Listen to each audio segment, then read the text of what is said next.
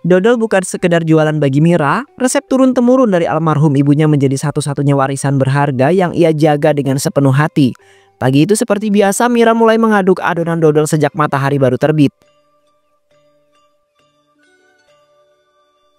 Kalau ngaduk dodol ini harus sabar, gak bisa buru-buru. Kalau api terlalu gede, nanti adonannya bisa pecah. Kalau terlalu kecil, gak bisa ngental. Ibu ngajarin begitu dari aku masih kecil.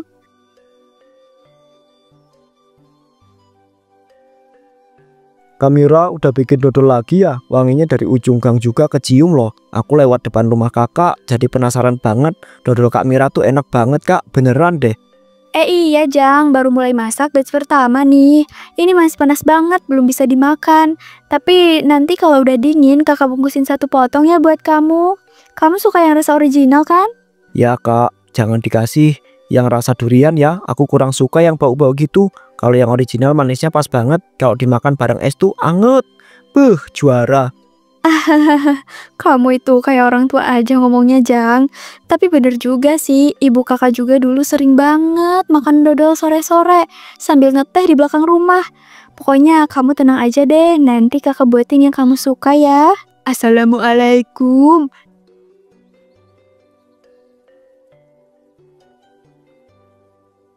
Mira, aromanya luar biasa. Kamu selalu bikin tetangga lapar pagi-pagi begini. Ini resep ibumu ya? Saya selalu kangen dodol buatan kamu.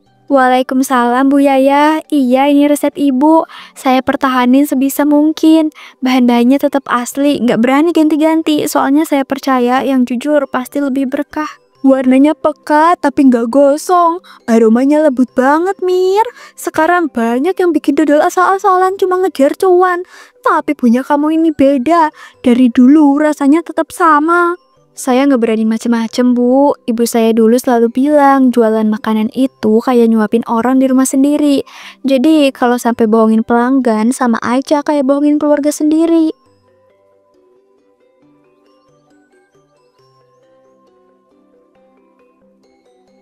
Kamira, itu udah bisa dimakan belum? Cuma satu suap aja. Aku udah penasaran banget.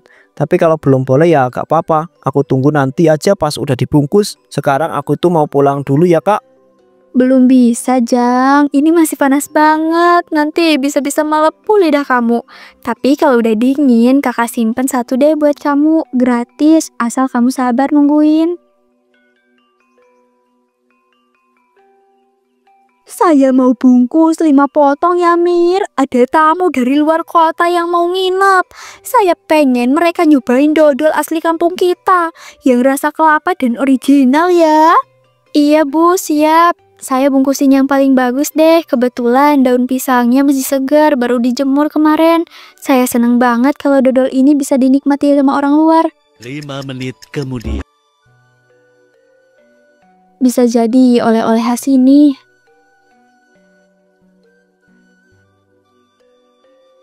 Hari itu Mira merasa cukup, bukan karena uang, tapi karena senyum orang-orang yang pulang dengan tangan berisi dodol.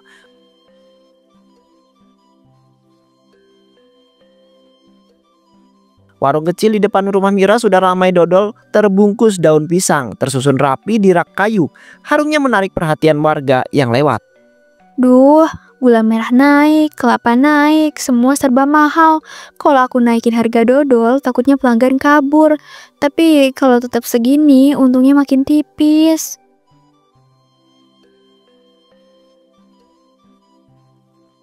Kak Mira, ini uangku, masih bisa dapat dodol yang original nggak? Aku gak jajan-jajan dari kemarin, biar bisa beli hari ini.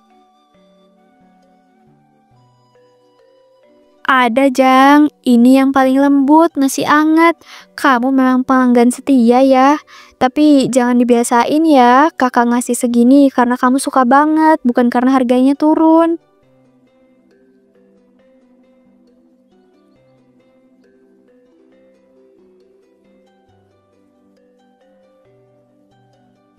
Makasih ya kak, aku suka dodol kakak karena rasanya itu gak berubah. Lembut, manisnya pas, beda sama yang di ujung jalan, keras dan lengket di gigi. Pagi Mbak Mira, ini dodol yang katanya enak itu ya. Tadi tetanggaku cerita, katanya rasanya beda.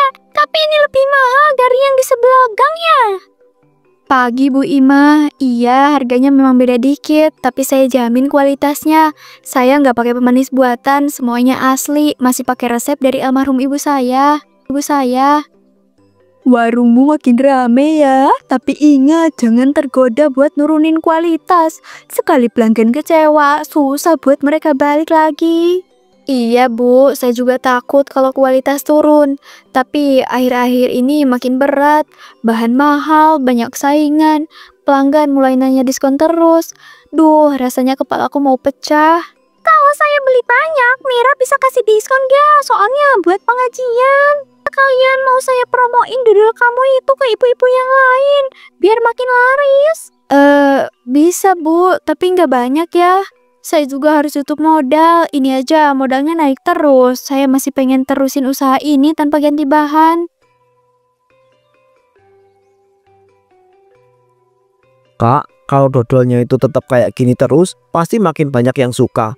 Gak usah ikut-ikutan yang lain, soalnya yang ini beda rasanya. Makasih Jang. Kadang suara kayak gitu bikin aku semangat lagi. Tapi ya itu, dagangan tuh nggak cuma soal rasa, harus mikirin bahan, listrik, sama tenaga juga. Saya ambil 4 ya, 2 kelapa, 2 original. Mau buat bekal ke rumah adik saya di luar kota. Mereka paling suka dodol buatan kamu. Oh iya, sekalian pesanan yang saya tadi ya, yang saya bilang. Iya Bu, nanti saya tambah bungkusin yang lebih rapi ya, mumpung daunnya masih segar semua, biar makin harum dan tahan lama dodolnya. Mir, emangnya kamu nggak pengen coba pakai santan instan aja? Aku tahu ada yang begitu, hemat dan banyak loh. Rasanya juga ya mirip-mirip lah, orang awam mah mana ngerti. Pernah kepikiran Bu, tapi hati saya berat, takut nanti beda rasanya.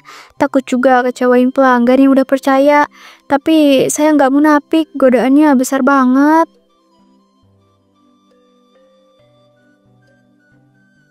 Kak, nanti kalau aku itu punya uang lagi, aku tuh beli lagi ya. Soalnya dodol kakak tuh bikin ketagihan. Beneran deh, aku tuh belum pernah nemu yang kayak gini. Iya Jang, tapi nabung dulu ya. Kakak juga harus jualan biar bisa tetap masak. Jangan sampai kakak berhenti karena harus nurunin kualitas cuma karena rugi terus. Mir, kamu tetap di jalan yang benar ya. Tapi kalau emang harus naikin harga bilang aja. Orang yang ngerti pasti ngerti. Yang penting gak curang. Gak semua orang ngerti Bu. Kadang rasanya aku berdiri di antara jujur dan jatuh. Kalau terus gini aku gak tahu bisa bertahan sampai kapan. Hari itu Mira mulai menyadari bahwa mempertahankan kejujuran di tengah persaingan kadang-kadang terasa seperti berperang sendirian.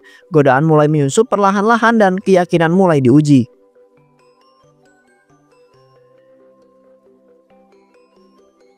Modal makin tipis, aku nggak tahu bisa belanja berapa hari lagi kalau tetap pakai kelapa asli.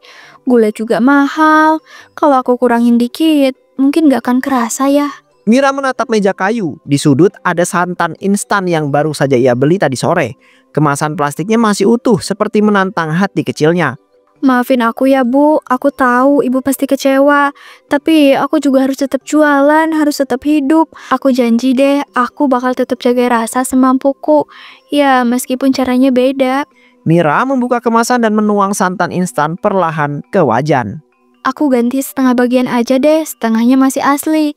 Toh aromanya juga tetap sama, orang juga nggak akan tahu. Yang penting masih manis dan lembut.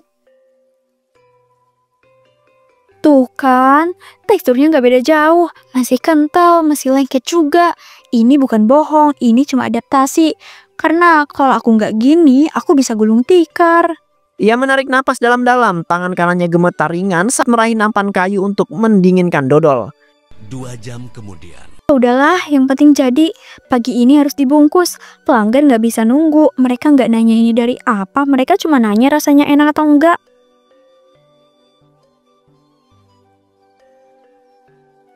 Suara sendok kayu bertemu pinggiran wajan. Ia susun adonan di atas daun pisang dengan hati yang masih ragu. Besok aku bilang ini batch baru, resep baru. Biar kalau ada yang ngerasa beda, aku bisa bilang kalau aku lagi eksperimen. Padahal aku cuma ngirit. Dan kalau ini berhasil, mungkin aku bakal terusin. Kalau pelanggan tetap suka, berarti aku bener kan? Ini bukan curang, ini namanya strategi. Ya, strategi bertahan hidup. Malam itu Mira menyelesaikan dodolnya seperti biasa, tapi adonan itu tak lagi utuh.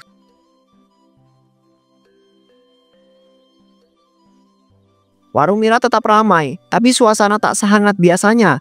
Di rak kayu, dodol-dodol baru tersusun rapi. Ini batch baru ya Mir, wanginya kayak beda dikit deh. Aku bukan mau komplain, aku cuma ngerasa aromanya nggak seharum biasanya.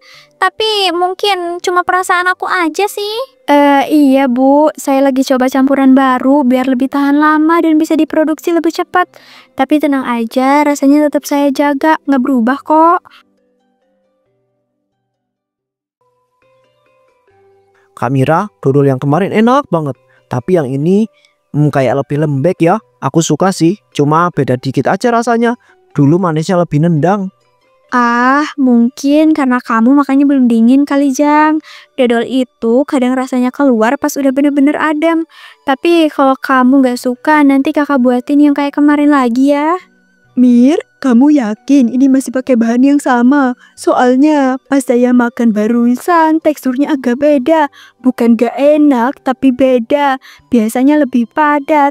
Ini agak lembek ya, dan manisnya juga aneh. Iya Bu, saya coba cara masak baru. Katanya lebih efisien. Mungkin saya masih harus sesuaikan waktu masaknya. Tapi kalau soal bahan masih sama kok Bu, insya Allah. Iya sih, saya juga ngerasa begitu. Tapi ya mungkin cuma faktor cuaca kali ya.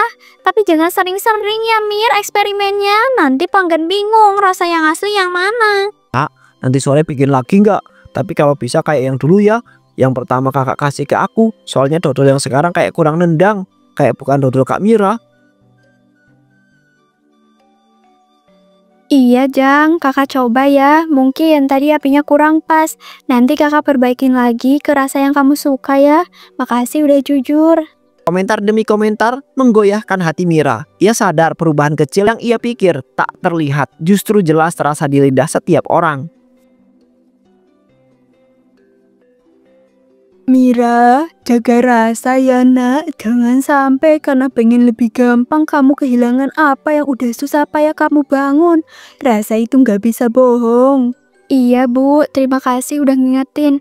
Saya cuma bingung aja, tapi saya janji saya usahain lebih baik lagi nantinya. Saya tetap beli kok Mir, tapi jujur ya yang dulu lebih enak. Kalau bisa sih Mira jangan ganti-ganti. Kita langganan kan beli karena udah cocok dari awal.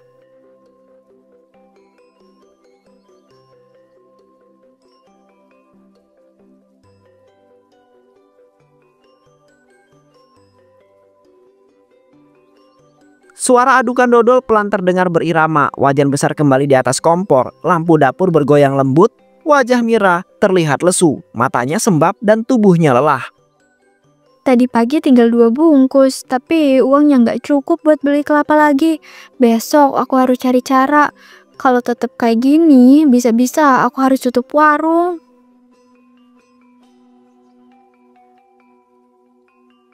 Halo, iya Pak Jaya, saya tahu saya belum setor minggu ini, tapi saya janji besok saya kirim walaupun sedikit. Jualan saya lagi sepi. Iya Pak, saya ngerti. Suara dari seberang telepon terdengar tegas dan dingin. Mira menunduk. Wajahnya mulai memerah seperti menahan sesuatu yang ingin tumpah. Aduh, tunggakan 1 juta sih memang kecil buat sebagian orang. Tapi buat aku itu kayak jurang. Kalau nggak setor besok, bunga bisa nambah. Tapi dari mana aku dapetinnya? Masak dodol terus, Mir. Laris gak sih? Soalnya kemarin ada ibu-ibu bilang dodol kamu sekarang beda. Hati-hati loh, pelanggan kalau kecewa suka ngomongin di belakang. Iya Bu Eni, namanya juga usaha. Kadang rame, kadang sepi. Saya coba jaga rasa sama bu saya. Tapi ya bahan juga makin mahal.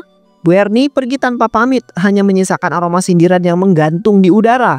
Mira menatap adonan dodol di wajan dengan mata berkaca-kaca. Kalau aku turunin kualitas, aku bisa bikin lebih banyak. Bisa dapat uang, bayar utang, beli kebutuhan sehari-hari. Tapi itu bukan ajaran ibu. Tapi kalau aku terus jujur begini, kapan aku bisa bebas dari lilitan ini? Gak ada yang tahu rasanya dagang sendiri, ditagih utang, disindir tetangga, dituntut pelanggan. Pusing banget deh.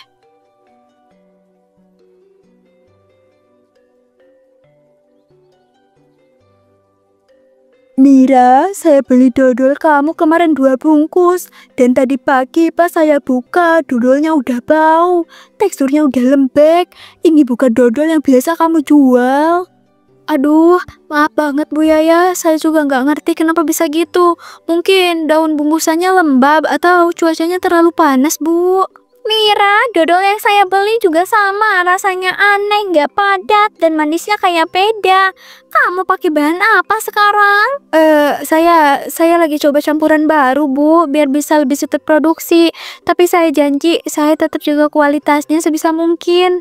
Kak Mira, ini dodolnya kenapa ya? Biasanya aku tuh suka banget, tapi yang ini rasanya kayak ada tepung, gak lembut, kayak kemarin-kemarin. Aku mau beli nih, tapi kok pada bilang aku mau beli nih, tapi kok pada ngomong rasanya beda ya. Jadi ragu deh, Mir. Ini aman gak dimakan? Aman, Bu, insya Allah. Cuma teksturnya aja yang beda. Saya masih belajar menyesuaikan resep. Saya nggak ada niat buruk kok. Mira, saya ngerti kamu butuh bertahan hidup. Tapi jangan sampai kejujuran kamu korbankan. Ini makanan, orang percaya sama tangan kamu. Iya Mir, dulu saya langganan karena kamu jujur soal bahan. Sekarang rasanya nggak karuan. Kalau kamu terus kayak gini, saya nggak yakin mau beli lagi. Aku lebih suka dodol Kak Mira yang dulu deh. Meskipun mahalan sedikit, tapi rasanya asli. Kak, sekarang itu kayak bukan buatan kakak lagi. Kakak cuma lagi bingung, Jang. Modal terus berkurang, utang nambah. Kupikir kalau sedikit diubah nggak akan terlalu kelihatan. Kalau rasa aja udah berubah, terus apa yang mau dipercaya lagi? Saya cari oleh-oleh buat dibawa ke luar kota, bukan buat malu-maluin. Mira, kalau kamu butuh bantuan bilang, tapi jangan rusak nama kamu sendiri. Dodol bukan cuma dagangan, tapi juga amanah. Setelah semua yang terjadi, Mira mulai merasa gundah.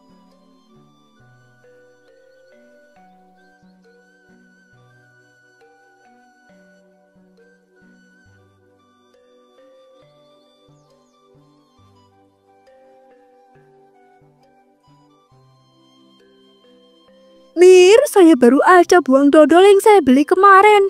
Baru semalam saya taruh di meja, pagi ini udah berlendir dan bau. Ini bukan dodol yang saya kenal. Saya minta maaf, Bu. Saya juga kaget. Biasanya dodol buatan saya kuat sampai 3 hari. Mungkin cuacanya terlalu lembab. Kamu pikir saya nggak tahu bedanya, Mir? Saya tahu rasa dodol kamu dari dulu.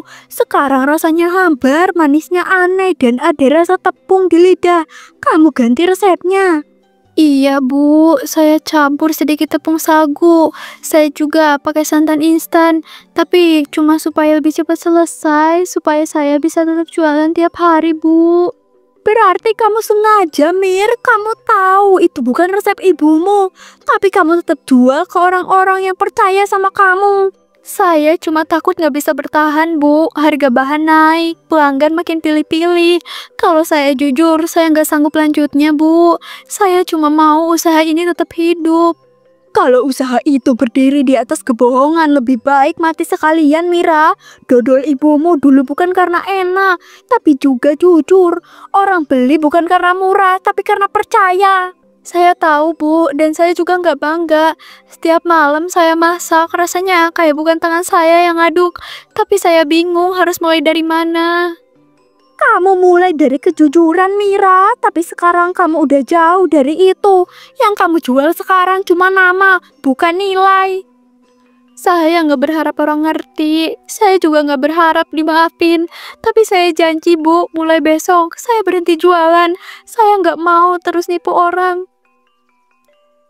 Saya nggak minta kamu berhenti, tapi kalau kamu lanjut, kamu harus mulai dari nol. Ganti nama, ganti cara, tapi bukan ganti hati. Hati kamu yang dulu harus kamu temuin lagi. Sekarang, saya udah kehilangan semuanya, Bu. Termasuk kepercayaan orang-orang yang beli. Itu yang bikin saya sakit. Kepercayaan bisa hilang, tapi bukan berarti nggak bisa dibangun lagi. Cuma jalannya nggak semudah dulu, dan gak semua orang mau nunggu kamu bangun lagi. Saya siap, kalaupun saya harus jualan lagi nanti. Itu bukan buat untung, tapi buat nebus semua rasa malu yang saya timbul.